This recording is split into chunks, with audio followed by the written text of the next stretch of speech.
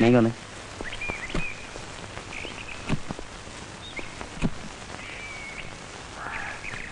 ഇതിനെയും കൊണ്ട് എങ്ങോട്ട് പോകാനാ പരിപാടി? ഒരാവേശത്തിന് നിന്റെ കൂടെ കൂടിയതാ ഞാനും. പെണ്ണ് കേസാ, അകത്താവും. നാണക്കേട് വേറെയും. ഇനിയിപ്പോ എന്ത് ചെയ്യും? ഒറ്റ വഴിയേ ഉള്ളൂ. വല്ല റെസ്ക്യൂ ഹോമിലും കൊണ്ടു ചെന്നാക്കാം. നീ എന്തായി പറയുന്നത്? അതൊന്നും ശരിയാവില്ല. എന്നാ പിന്നെ കെട്ടി കൂടെ പുറപ്പിക്കും. ഇതൊക്കെ നേരത്തെ ആലോചിക്കണമായിരുന്നു.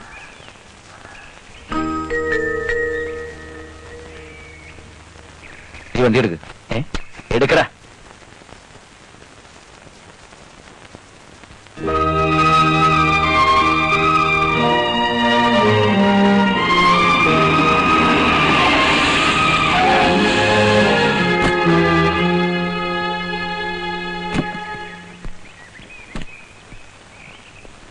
ഉണ്ടാ കാണുന്നില്ല. ഇറങ്ങി വാ.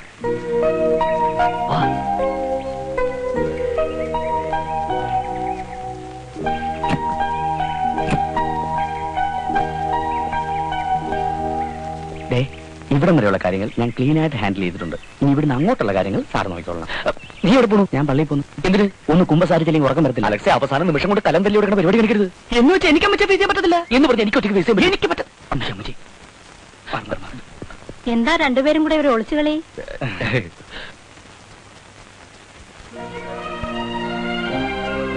ആരാ ഇത്?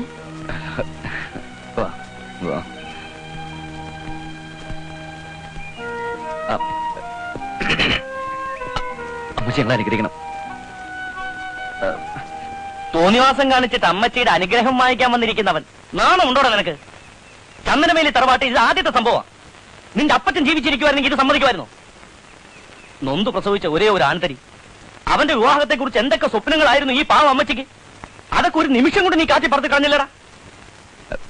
അമ്മച്ചിക്ക് ഓർമ്മയുണ്ടോ? 3 വർഷം മുമ്പ് കോലഞ്ചേരി ഓൾ ഏഞ്ചൽസ് കോൺവെന്റിൽ SSLCക്ക് ഏറ്റവും കൂടുതൽ മാർക്ക് വാങ്ങിച്ച പെൺകുട്ടിക്ക് അപ്പച്ചന്റെ പേരിലുള്ള മെഡൽ അമ്മച്ചി സമ്മാനിച്ചത്. പട്ടിണി കിടന്ന് മണ്ണെണ്ണ വിളക്കിന്റെ വെളിച്ചത്തിലിരുന്ന് പഠിച്ചു പാസ്സായി ഈ പെൺകുട്ടിക്ക് എല്ലാ നന്മകളും വരട്ടെ എന്ന് അന്ന് അമ്മച്ചി തലയിൽ കൈവച്ച് അനുഗ്രഹിച്ചു. കണ്ടോ കണ്ടോ അമ്മച്ചിയുടെ മനസ്സലിയുന്നുണ്ടോ? അലിയും. അതിവന് നന്നായി അറിയാം. സെന്റിമെന്റ്സിലല്ലേ കയറി പിടിച്ചിരിക്കുന്നത്. എന്തൊക്കെയായാലും സ്വന്തം മകനല്ലേ, അവൻ ഇഷ്ടപ്പെട്ട പെണ്ണല്ലേ. അവനെ വിശ്വസിച്ച് ഇറങ്ങി തിരിച്ച് ഈ പെൺകുട്ടി എന്ത് തെറ്റ് ചെയ്തു? അവളെ അവമാനിച്ച് പറഞ്ഞു വിടുന്നത് എങ്ങനെ അമ്മച്ചിക്ക് തോന്നുന്നുണ്ടാവാം. പക്ഷേ ഞാൻ അതിന് കുട്ടിയിക്കൂല. തറവാടിന്റെ അന്തസ്സിനല്ലേ ഇവൻ കത്തിവെച്ചത്. ഇവളെ വിളിച്ചോ ഇറങ്ങി പോടാ.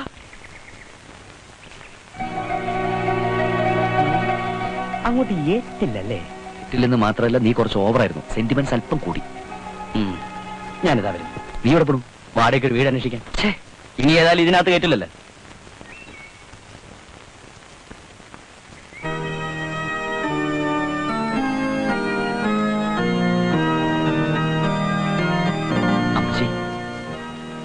രണ്ടുപേരും കൂടി എന്നെ പറ്റിച്ചു അല്ലേ? അയ്യോ, ഞാനൊന്നും അറിഞ്ഞില്ല. വേണ്ട വേണ്ട, എനിക്കറിയാം. എന്താ മോളുടെ പേര്? ശോഭ. വളരെ പാവപ്പെട്ട വീട്ടിലെ കുട്ടിയാ. ബന്ധുക്കളെന്ന് പറയാൻ ആരുമില്ല. നീ ഇനി കൂടുതൽ വിസ്തരിക്കണ്ട. ഇഷ്ടപ്പെട്ടില്ലേ? കണ്ടപ്പോഴേ എനിക്കും ഇഷ്ടായി. വാ മോളെ.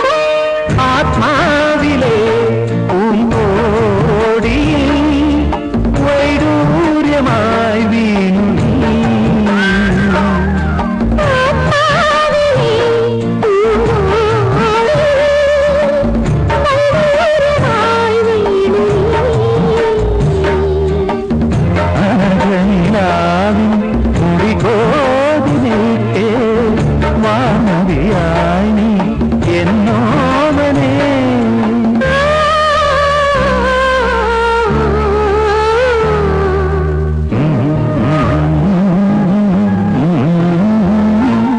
ജന്മം സഫലം ഈ ശ്രീരേഖയിൽ സ്വപ്നം മലരാ ഈ കൈക്കുമ്പിളിൽ ഉണരും സ്മൃതിയലയിൽ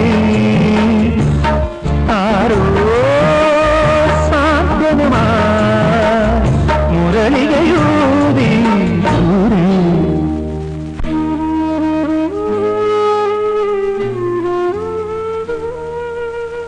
ജീവിതം ധന്യമായ നാളുകൾ.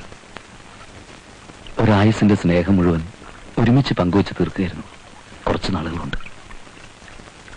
ദൈവത്തിന് ഞങ്ങളോട് അസൂയ തോന്നിക്കാണും. എല്ലാം എത്ര പെട്ടെന്നാണ് അവസാനിച്ചത്. അന്ന് ഓഫീസിൽ നല്ല തിരക്കുള്ള ദിവസമായിരുന്നു. ശോഭ പ്രസവിച്ചറിഞ്ഞ് തിടുക്കത്തിൽ ആശുപത്രിയിലേക്ക് പുറപ്പെട്ടതായിരുന്നു ഞാൻ.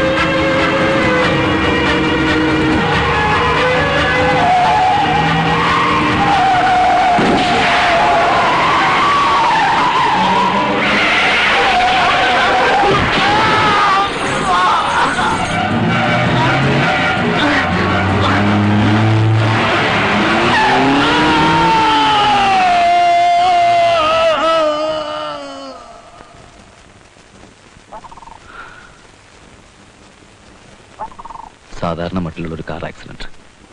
എല്ലാവരും അങ്ങനെ ധരിച്ചത്. പക്ഷെ Balakrishnan, it was a murder, a well plan murder. എന്തിനയാളത് ചെയ്തെന്ന് എത്ര ആലോചിച്ചിട്ടും പിടികിട്ടുന്നില്ല. ഇതിനു മുമ്പ് അയാളെ കണ്ടതായിട്ട് പോലും ഞാൻ ഓർക്കുന്നില്ല. അയാൾ ആരാണെന്നറിയണം, എന്തിനിത് ചെയ്തു എന്നറിയണം.